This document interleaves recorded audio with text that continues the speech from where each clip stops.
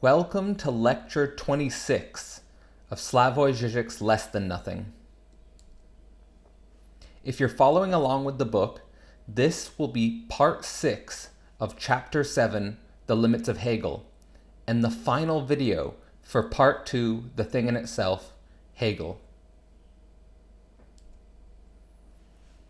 For lecture updates, you can find the entire Less Than Nothing playlist in the description.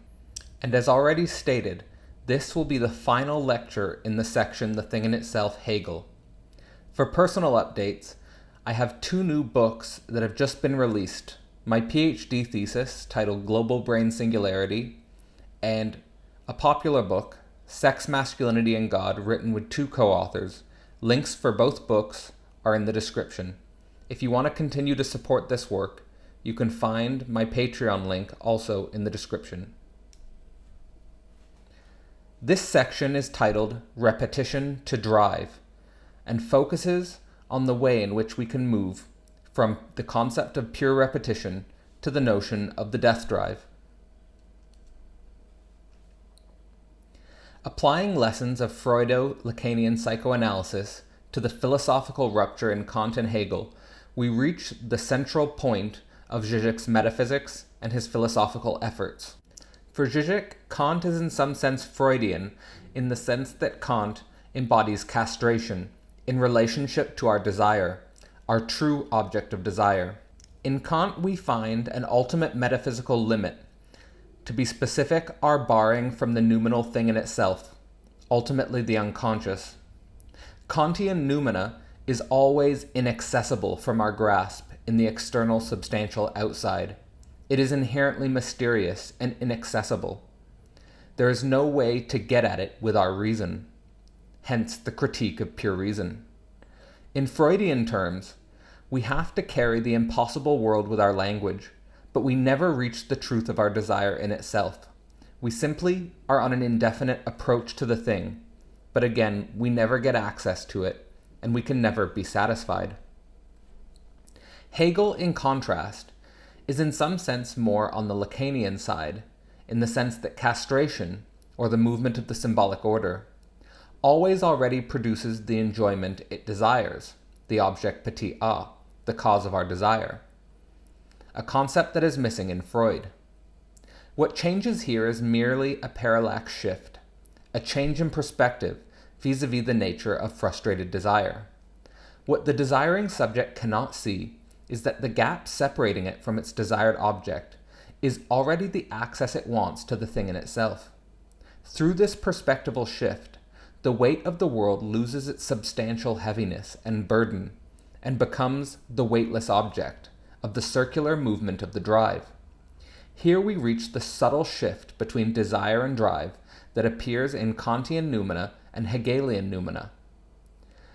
This shift from Kantian noumena to Hegelian noumena is in somewhat an analogous move to what happens between Freudian castration and Lacanian object petit a. There are philosophical consequences for this difference.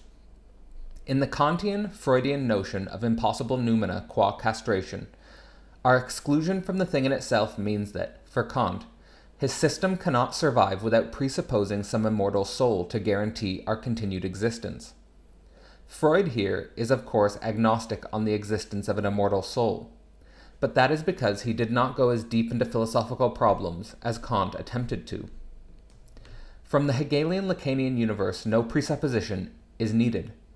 In contrast to Kant, desire is satisfied and already accomplished in our failure to reach the thing in itself. Again, a perspectival shift on the same situation. And thus we are already immortal, and already achieve our deepest soul's desire in our capacity to be with failure, and to keep moving despite our repetitive mistakes. Thus we overcome the frustrated desire of our ego, qua castration, by recognizing that we find our truth in how things fall apart or disintegrate, the inherent temporality of our projects and structures.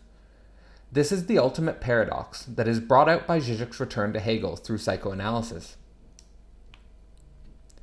This Hegelian Lacanian universe, where a spectral object appears in the lack of desire with a paradoxical ontological status, is the universe where Lacan ultimately developed his own metaphysics of drive.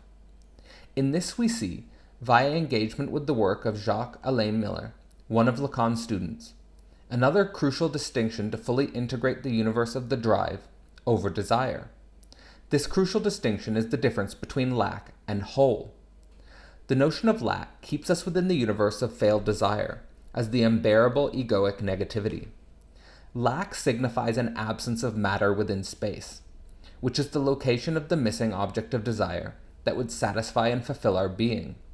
In contrast, the whole, qua black hole in physics, is not the absence of matter, but the place where space itself breaks down, the absence of space itself. Thus, whereas desire is constantly trying to fill in the lack, the drive accepts the lack and uses it to break down the space-time continuum itself, with its repetitive circular motion. In this full realization of the drive, space-time simply disappears, and desire is always already fulfilling itself, totally, enjoying its motion. To summarize concretely, lack is equal and coextensive with desire as the absence of matter, the true object of desire, whereas whole is equal to drive and signifies the absence of space itself, where motion curves in and enjoys its own repetitive drive. Here, the difference between lack qua desire and whole qua drive, for me in making this video, would be the difference in thinking I have not yet achieved my dream in successfully interpreting and communicating Žižek's Less Than Nothing, versus realizing that I have already achieved my dream in the repetitive motion required to produce these videos. Here to quote Žižek himself, on the notion of drive as it relates to our global capitalist environment. Quote, "Therein lies the difference between desire and drive. Desire is grounded in its constitutive lack, while the drive circulates around a whole, a gap in the order of being.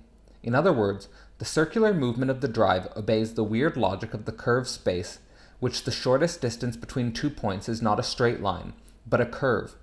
The drive knows that the quickest way to realize its way is to circulate around its goal object.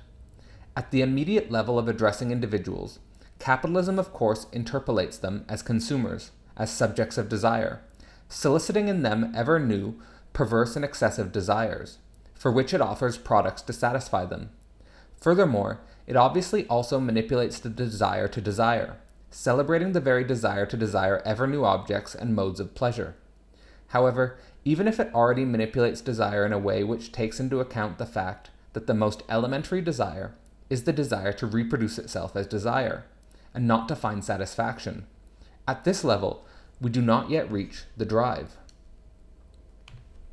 The drive inheres in capitalism at a much more fundamental systemic level. The drive is that which propels forward the entire capitalist machinery. It is the impersonal compulsion to engage in the endless circular movement of expanded self-production. We enter the mode of the drive the moment the circulation of money as capital becomes an end in itself, since the expansion of value takes place only within this constantly renewed movement. One should bear in mind here Lacan's well-known distinction between the aim and the goal of the drive. While the goal is the object around which the drive circulates, its true aim is the endless continuation of its circulation as such. The capitalist drive thus belongs to no particular individual. It is rather that those individuals who act as the direct agents of capital, capitalists themselves, top managers, have to display it." End quote. Here Žižek is describing the global universe of capital from the perspective of desire and drive. On the level of desire, we constantly try to fill in the lack of our being with another product or service, and this is an endless postponement of the full realization of our desire. There is always another object to buy, service to provide, and so forth. On the level of drive, however, we recognize that the very motion of self-expansion is already what we want. The question for the ethics of global capital is whether the mechanics of drive that manifest in the capitalist universe can be transferred from the logic of capital as an end in itself to the expansion of the self as an end in itself, which seems to be the unconscious wish at the heart of Marxist analysis, and yet something that has seemed impossible historically. On the level of our individual experience, how should we think this transition in ourself? To realize the drive, we have to realize that space itself changes from a linear expression of temporality to a circular expression of temporality. In the mode of desire, we are never with the object of desire, and it is always already to come. It is always deferred to some future realization, when I finally get the job, the partner, the object that really motivates me, and so forth. However, in the drive space is circular.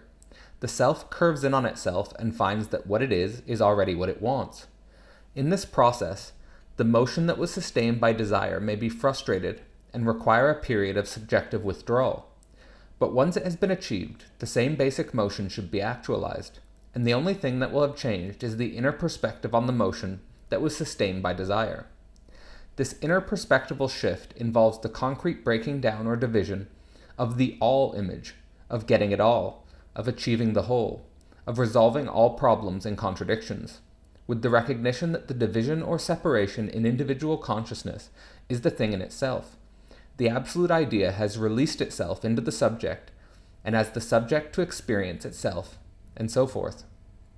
When the all image has been broken into the division itself, one transcendentalizes the cut that allows for repetition. In other words, the very motion that is sustained within the horizon of language is the transcendental itself. This cut is magical in the sense that it is the necessity of the absolute, and it is dependent on subjective engagement to actualize itself. In this paradox, we recognize that our subjective motion is what is required for absolute actualization, and that we composite the very nature of the absolute necessity. It is our gift and our destiny. In Žižek's philosophy, and ultimately his plea for a return to Hegel over a regression to a Kantian or pre-Kantian universe, which ultimately does not or cannot transcendentalize the cut at the core of our individual self-consciousness, we see that he claims that the Hegelian horizon is the enjoyment of the idea's own repetitive motion. This can and should be read in contrast to the Buddhist universe, where the idea is negated for the void in itself, which is ultimately a negation of history and the history of the idea. In philosophy, Žižek would make a distinction between the Spinozian horizon, already covered in Part 2 of Chapter 6, and the Hegelian horizon. For Žižek, Spinoza situates the self in lack, vis-a-vis the perfect substance of the absolute. However, Hegel situates the self in curvature, as an inherent distortion of substance, and that this curvature, as the enjoyment of the idea, is what is crucial in imaging the absolute as not only substance we are separated from, but also the condition for the appearance of the absolute to itself.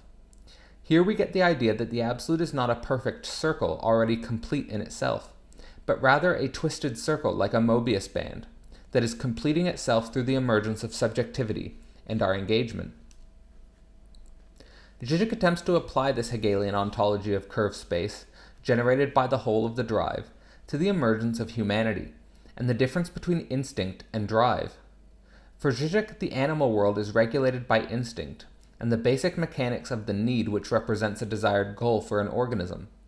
For example, lion needs to eat, sees tarsier, attempts to eat tarsier, as a desired goal. This space of instinctual need for Žižek can be explained with lack as an absence of matter that needs to be filled in with some content. Here space is flat or linear because there is a normal temporal order at work in the tiger attempting to eat the tarsier.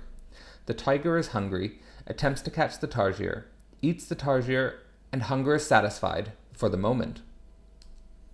In contrast to the animal world regulated by instinct, for Žižek we need to consider the uniqueness of the way in which the drive creates a new space. This space is radically curved around a hole that can never be filled with substantial content, but rather obliterates the coordinates of spacetime itself. Consider again the example of myself creating these videos or reading Less Than Nothing. In the actual production of these videos and the reading of Less Than Nothing, it is not equivalent to the tiger needing to eat the tarsier and then filling in that lack with substantial content. The production of these videos or reading of Less Than Nothing does not satisfy any instinctual need. If I did not do it, the consequences for my biological integrity would be negligible. What is happening in this action is rather that an unfillable hole has emerged in myself, and around this hole I curve the space of my mind in on itself. The essence of this action allows me to understand myself and get rid of myself simultaneously, because I am purely in the flow of symbolic information, and also with the object cause of desire, that is sustained by this flow of symbolic information. The actual object qua YouTube video or book is inexhaustible, can never be fully eaten, but rather sustains a circular motion that lifts me from the normal space-time continuum that has given birth to all of life. And in the real, it is as if I am feasting eternally on, not substantial content like a tarsier, but less than nothing. To quote Žižek on the strange space of drive in the human universe, quote, "The basic paradox here is that the specifically human dimension, drive as opposed to instinct, emerges precisely when what was originally a mere byproduct is elevated into an autonomous aim. Man is not more reflexive. On the contrary, man perceives as a direct goal what for animal has no intrinsic value. In short, the zero degree of humanization is a radical narrowing of focus, the elevation of a minor activity into an end in itself. We become humans when we get caught in a closed, self-propelling loop of repeating the same gesture and finding satisfaction in it. We can recall the archetypal cartoon scene. A cat jumps into the air and turns on its axis, but instead of plunging back down in accordance with the normal laws of gravity, it remains suspended, turning around the levitated position as if caught in a loop of time, repeating the same circular movement over and over again. In such moments, the normal run of things, of being caught in the imbecilic inertia of material reality, is for a brief moment suspended. We enter the magical domain of suspended animation, of a kind of self-sustained ethereal rotation.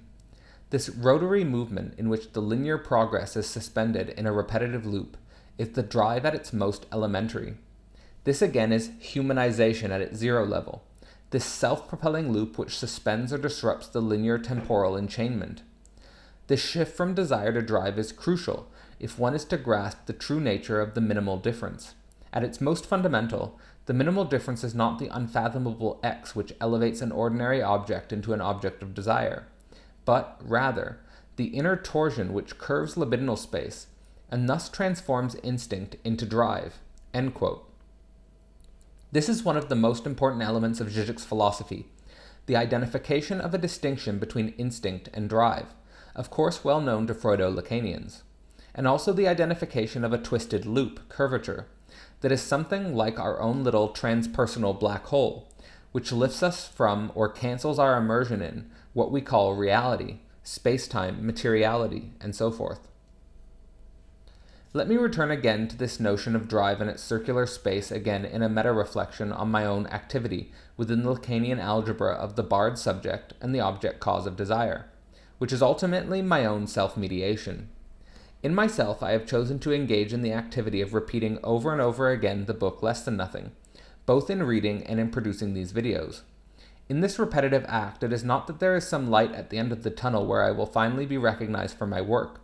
This would be the level of desire and the level of its lack. It is rather that in this repetitive act I curve in on myself and repeat for its own sake the act of reproducing less than nothing. And in this action, the linear continuum of space-time breaks down, and I find my own self in losing myself in the behavior of writing and narrating.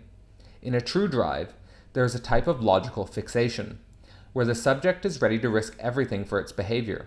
For example, I could be going against the institution that funds me, or the supervisor that trained me, in order to repeat my drive. Even if there is an economic and social and political cost to my drive, nonetheless, I have to continue driving. To give Žižek's formula for logical fixation, quote, "I am ready to risk everything for that." End quote. Now, it may be useful to also give examples that are more general than my own activity. Consider two examples from theology and science. On the right, you see the drive of Gilbert Chesterton, and on the left, you see the drive of Richard Dawkins. For Chesterton, a theologian, he repeatedly fixated on the Bible and its Christian logic to explore metaphysics and comment on the nature of psychology and society. For Dawkins, a scientist, he repeatedly fixated on the origin of species and its evolutionary logic to explore metaphysics and comment on the nature of psychology and society. Both subjects, although at odds with each other in terms of religious and scientific presuppositions, nonetheless embody this twisted logic of the drive and the endless circulation that it produces. For both subjects, the end is or will be death, but the enjoyment of the drive in its own moment is eternal, or atemporal if you prefer.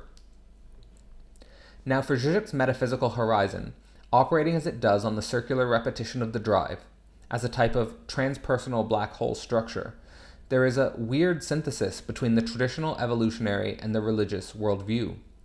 For the evolutionary worldview, there is a presupposition of time as asymmetrical change of material phenomena from Big Bang to the present, the arrow of time in physics, the emergence of life in biology, and so forth. For the religious worldview, there is a presupposition of timeless, eternal reality that is in perfect symmetry and identity with itself, God, and so forth. However, in the motion of the drive and the logic of its curved space, there is the necessity to include the temporality of the subject and the way in which it becomes asymmetrically fixated on a virtual object that constitutes its endless circulation. This is the death drive that was not recognized by either evolutionary or religious thinkers. Here, to quote Žižek, "The key dimension of this notion to which Freud himself was blind, unaware of the full significance of its discovery, is the non-dialectical core of Hegelian negativity, the pure drive to repeat without any movement of sublation or idealization. The paradox is here that pure repetition, in contrast to repetition as idealizing sublation, is sustained precisely by its impurity, by the persistence of a contingent pathological element to which the movement of repetition gets and remains stuck. The key question is thus, can Hegel think the indivisible remainder generated by every move of idealization or sublation? Before concluding too quickly that he cannot, we should bear in mind that at its most radical, the Lacanian object A, the name of this indivisible remainder, is not a substantial element disturbing the formal mechanism of symbolization, but a purely formal curvature of symbolization itself." End quote. This brings Žižek to his Hegelian interpretation of 20th century philosophy. Contemporary philosophy in some sense finds itself split between the new materialism of Deleuzian virtual ontology, grounded in repetitions of multiplicity, and the psychoanalytic materialism of Lacanian virtual ontology, grounded in causality of object petit a. Žižek suggests that these two giants of contemporary philosophy are in fact 20th century repetitions of Hegel's knowing of absolute knowing, in the sense of a radical self-limitation that allows for the production-generation of the new. What the Deleuzian ontology may help us approach is the way Hegel failed to understand the future of the state, specifically with reference to United States of America and Russia. Both notions of the state are idealization of identity, as opposed to repetitive multiplicities. What Lacan's ontology may help us to understand is the ultimate status of scientific naturalism or materialism. Most notably, with science as our contemporary horizon of knowing, we are still left with the open question: what does science want? What is the cause of the scientist's desire? This is more and more important considering the rise of transhumanism. Finally, both Deleuzian and Lacanian ontology may help us understand what Hegel meant by the rabble over the idealization of identity in the proletariat. What if the rabble is not a category to be idealized as the full realization of emancipated workers' productivity, but rather repetitive multiplicities whose true cause of desire is to be found in logical fixation on a partial object, perceived by most to be an obstacle to full identity, addictions and so forth. Bringing together Deleuze and Lacan into this notion of drive and its curved space brings together pure repetition and object petit a as a partial object fixation. Both pure repetition and the partial object are not idealization of the ego, but rather a type of motion that continues after the fantasy of the ego ideal has been broken by the real. In terms of our phenomenal reality and experience of this real, the constant change of reality, how everything is impermanent and doomed to rise and fall away again into the abyss, somehow gets interrupted by a stuckness internal to the subject itself. This stuckness allows for pure repetition and takes the form of a partial object. All of the changing appearances disappear via subjective indifference, and the repetitive stuckness in a partial object consumes the totality of subjectivity in an affirmative yes, similar to what Freud said about the core of the unconscious as what knows no no. This space of stuckness in pure repetition and partial object fixation is the reality of both sex and politics, and both realities of sex and death, as they are in and for the rabble, escape the evolutionary and religious worldview. Consequently, Žižek argues that what we gain from the Deleuzian and Lacanian repetitions of Hegelian absolute knowing is a way to approach the real of the rabble in sexual and political spaces, which is also discussed in Interlude 3. This brings us to a final quote from Žižek to end the section on Hegel in Less Than Nothing. Quote, "But does this not, paradoxically and unexpectedly, bring us back to the topic of sublation, this time applied to the very relationship between Hegel and his post-Hegelian repetition? Deleuze once characterized his own thought as an essay in thinking as if Hegel had not existed, repeatedly making the point that Hegel was a philosopher who should be simply ignored, not worked through. What Deleuze misses was how his own thought of pure repetition only works as a weird sublation of Hegel. And this Hegel, the great Hegelian motif of the path towards the truth being part of the truth itself, of how, in order to arrive at the right choice, one has to begin with the wrong choice, reasserts itself. The point is not so much that we should not ignore Hegel, but that we can only afford to ignore him after a long and arduous working through Hegel. The time has thus come to repeat Hegel." End quote.